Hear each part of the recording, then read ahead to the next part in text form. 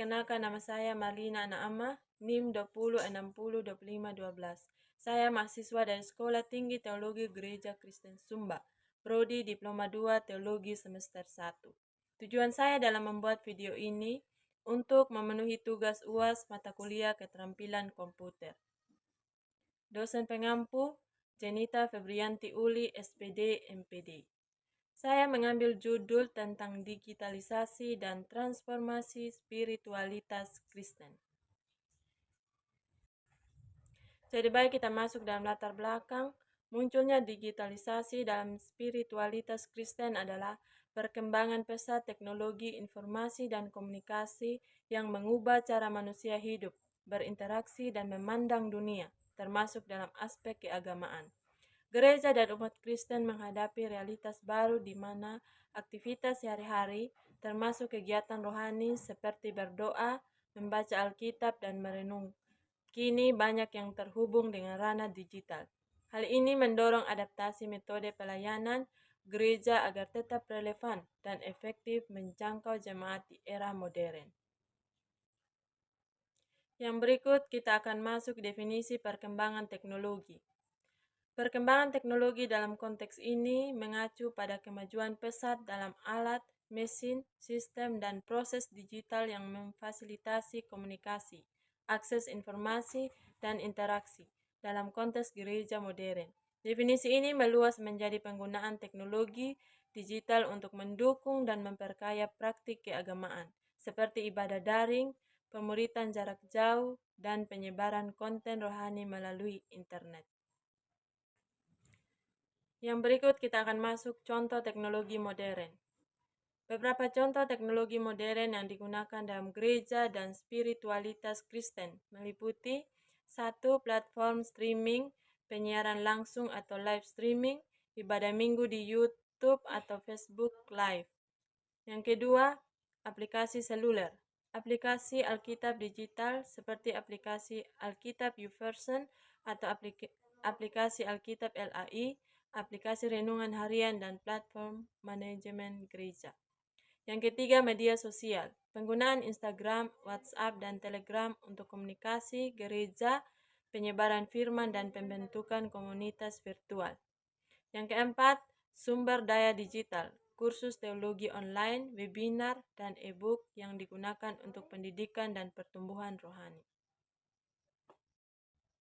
Yang berikut kita akan masuk dampak positif dan negatif bagi gereja dan iman Kristen. Dampak positif bagi gereja dan iman Kristen. Yang pertama, jangkauan luas. Injil dan ajaran Kristen dapat disebarkan ke jutaan orang di seluruh dunia dengan cepat.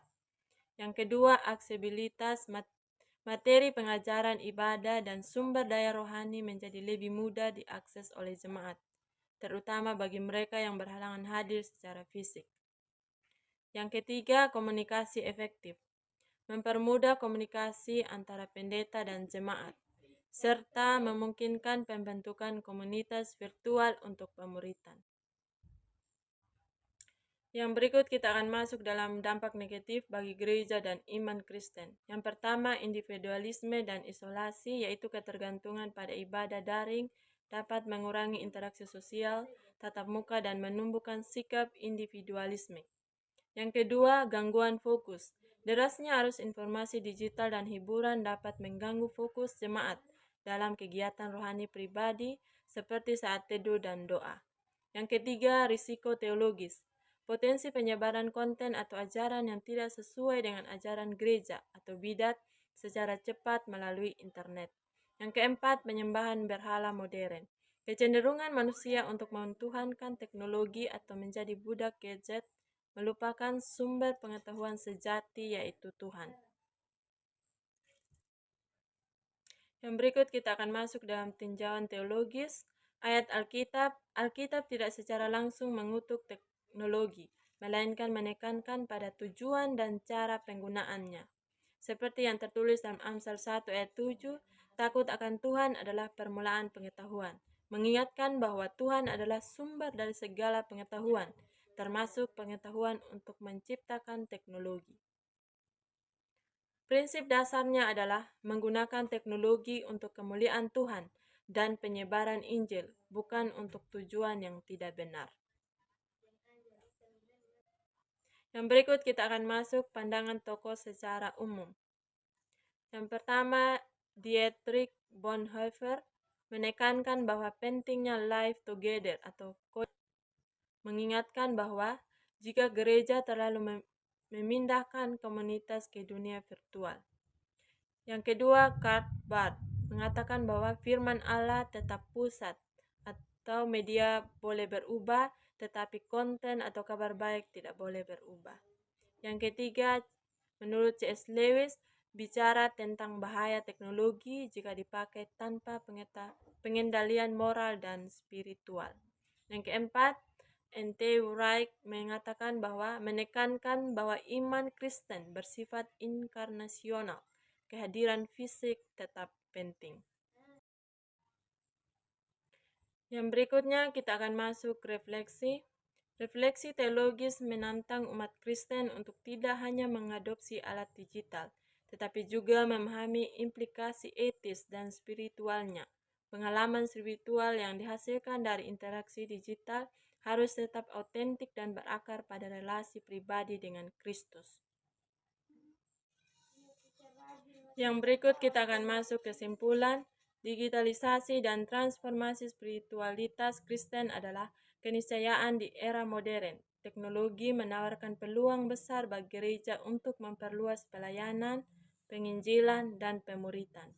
Namun umat Kristen harus menggunakan teknologi dengan bijak dan bertanggung jawab, menjaga agar esensi spiritualitas atau hidup batinia yang menyerupai Kristus tidak tergantikan oleh ritual digital yang semu. Gereja perlu membimbing jemaat agar tetap fokus pada tujuan utama, yaitu memuliakan Tuhan dan mewartakan Injil melalui segala cara, termasuk media digital. Sekian pemaparan materi ini, terima kasih dan shalom. Tuhan Yesus memberkati.